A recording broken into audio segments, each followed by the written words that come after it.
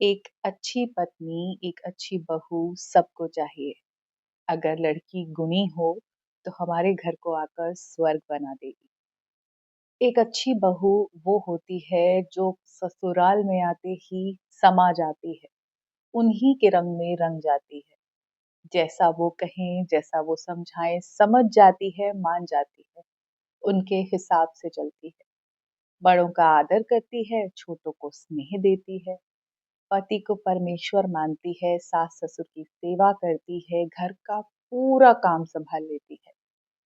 ये वो लड़की है जो सारे परिवार को इकट्ठा करके जोड़ के रखने का रोल निभाती है। एक गुणी बहू, एक गुणी पत्नी हमेशा त्याग करके दूसरों को पहले रखती है, जो हर तरह के एडजस्टमेंट कॉम्प्रोमाइज कर लेती है ससुराल में आकर। एक गुण से भरी हुई बहू, एक गुणी पत्नी वो है जो अपने सास ससुर को माता पिता के जैसा ही समझती है और पति को अपना स्वामी समझकर अपनी पूरी जिंदगी उस परिवार के लिए समर्पित कर देती है।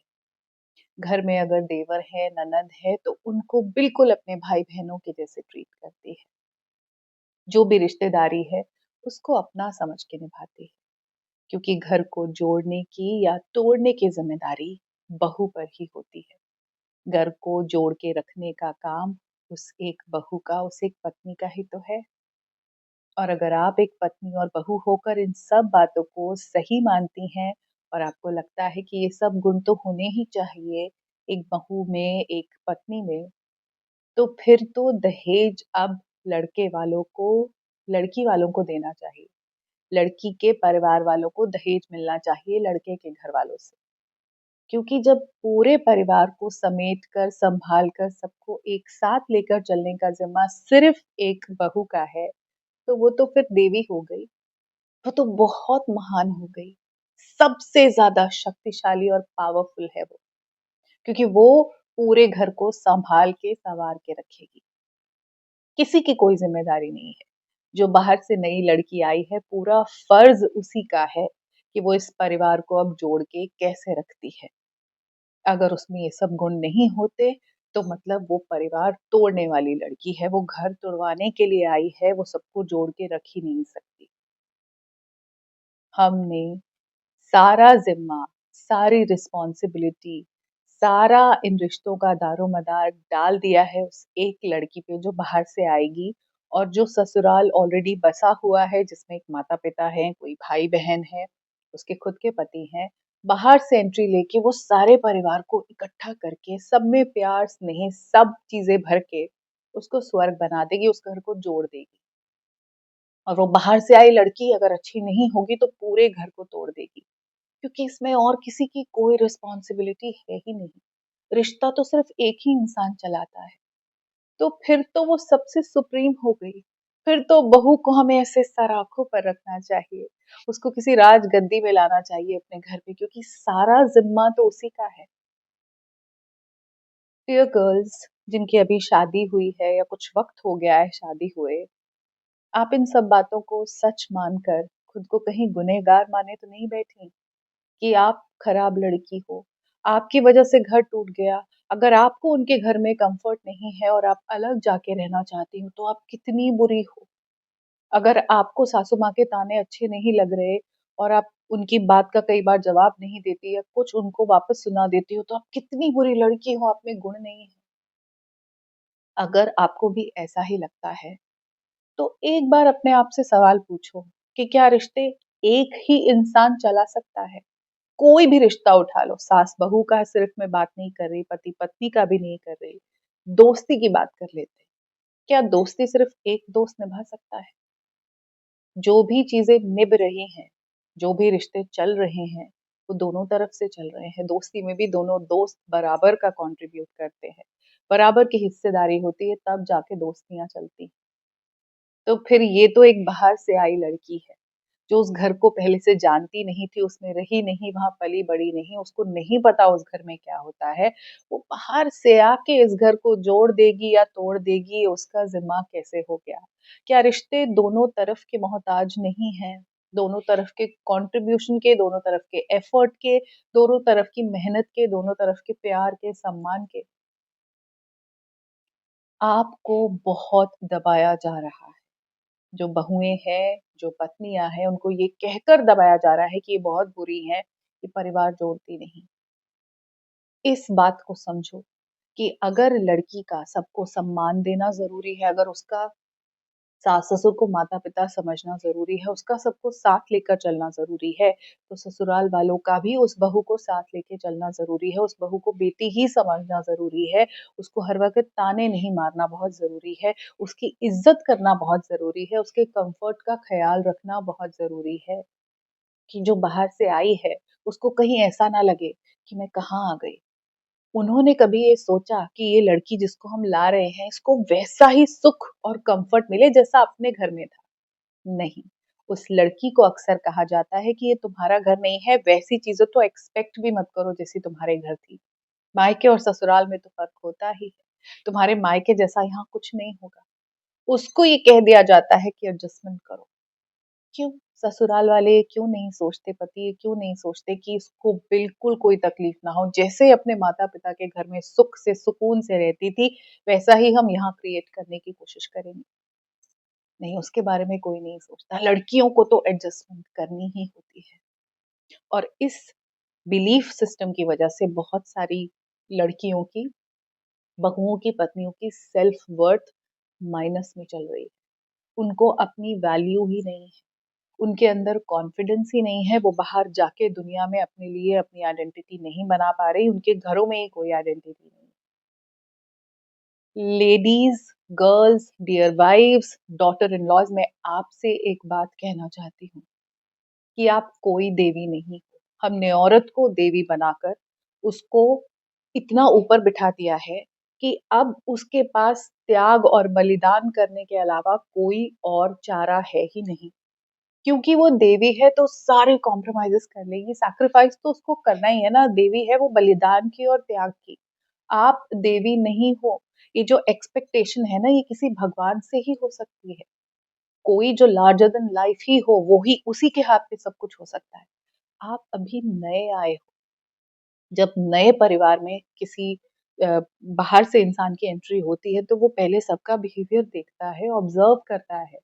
कुछ वक़्त वो कोशिश करता है, अपनी अच्छाई भी दिखाता है, मेहनत भी करता है, रिश्ते निभाने की पूरी कोशिश करता है, झुकता भी है। बहुएँ ये सब करती हैं क्योंकि उनको बचपन से सिखाया गया है, वो ट्रेन्ड हैं कि ज़बान नहीं खोलनी, उनको सबकी सेवा करनी है, सबको साथ लेके चलना है, वो कुछ वक़्त ये कोशिश करती हैं।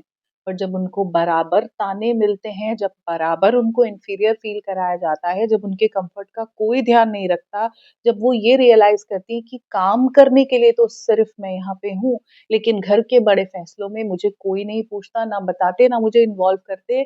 इनफैक्ट खुसर-पुसर करते हैं, जैसे ही मैं एंटर करती हूँ, मेरे सामने बात करना बंद कर देते हैं, तो धीरे-धीरे वो अपनी अच्छाई छोड़ देती। गर्ल्स, आपको ये बात समझनी पड़ेगी कि आपको अब और गुनहगार फ़ील करने की ज़रूरत नहीं है।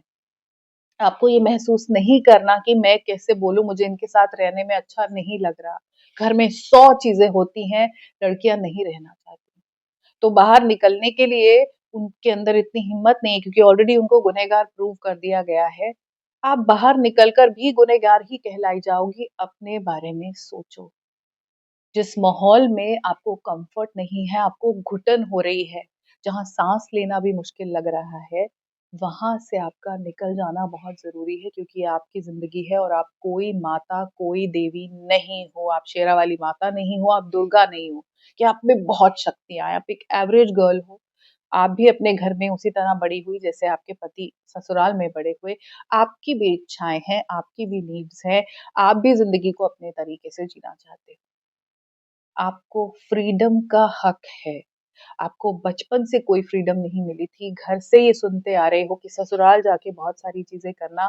अब आज ससुराल में आकर भी सैक्रिफाइस चल रहे हैं तो आपके साथ तो बहुत बड़ा फ्रॉड हो गया ना। ये तो फ्रॉड ही है ना। माँ कहती रही कि ससुराल जाके करना, ससुराल जाके करना, ऐसे करना, जो पहनना है पहनना, जहाँ घूमना है घूमना, जो-सी पिक्चर देखनी है घूमना, ट्रैवल करना, सब कुछ। लेकिन यहाँ पे आके तो अलग ही गेम हो गया। तो आपके साथ तो फ्रॉड हो गया। समझो इस बात को।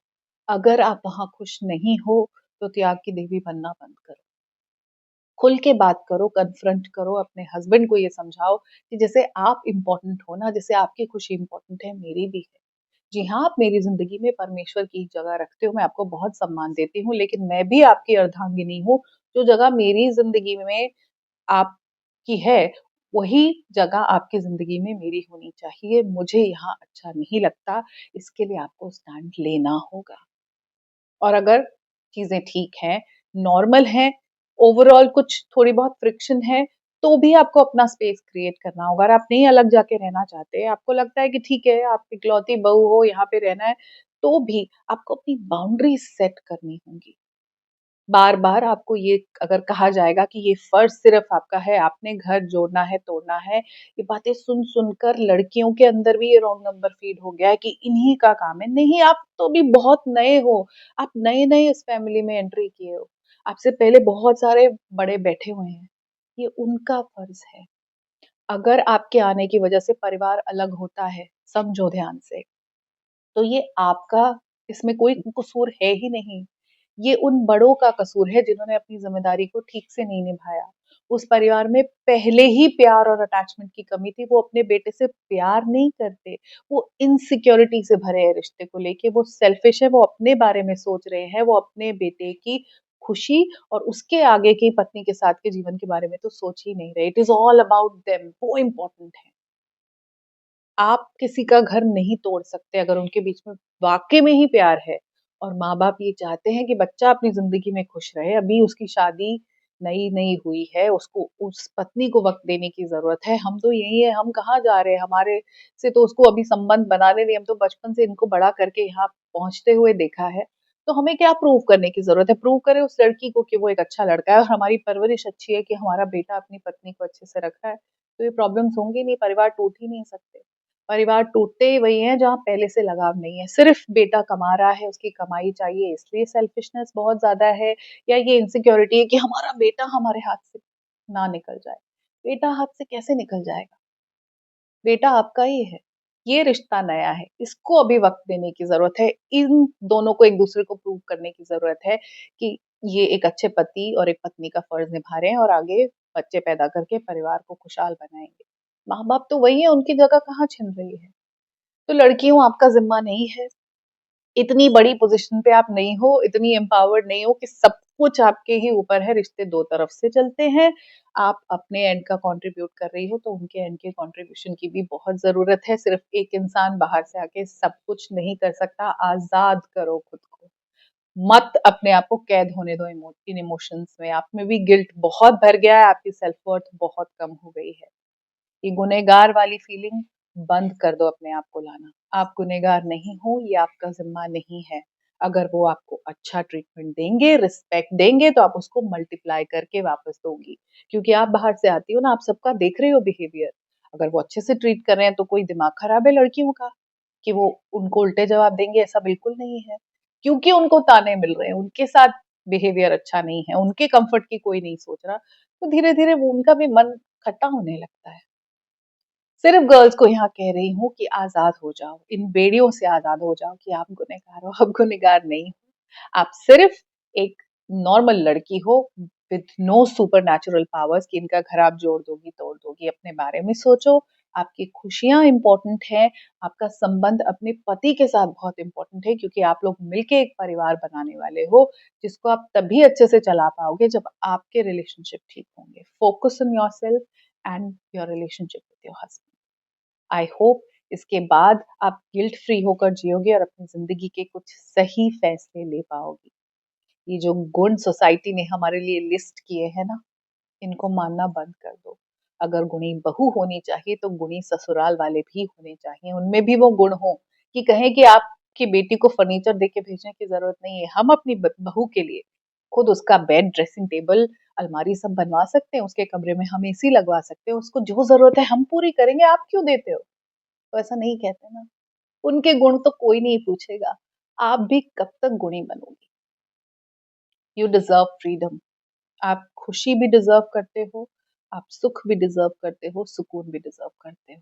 अपनी वर्थ को खुद समझो, अपने आप को वो कम्फर्ट खुद दो, जो कोई और आपको नहीं दे रहा। अपनी जिंदगी में गुलाबी रंग भरते रहो। नमस्कार।